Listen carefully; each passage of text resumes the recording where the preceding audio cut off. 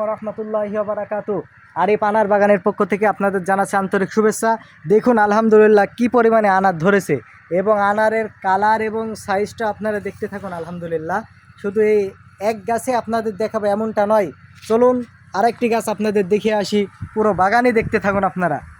তো দেখুন আলহামদুলিল্লাহ আমার চতুর্পাশে শুধু আনার আর আনার। এখানে আছে সুপার ভাগুয়া, থাই, এগুলো অনেক ধরে বাগানে আলহামদুলিল্লাহ, এবং কালারটাও খুব সুন্দর। এত সুন্দর কালার হয়, একদম রক্তের মতো লাল হয়ে যাবে। এখন কেবল শুরু হচ্ছে কালার আসা, পরিপক্ক এখনও হয়নি।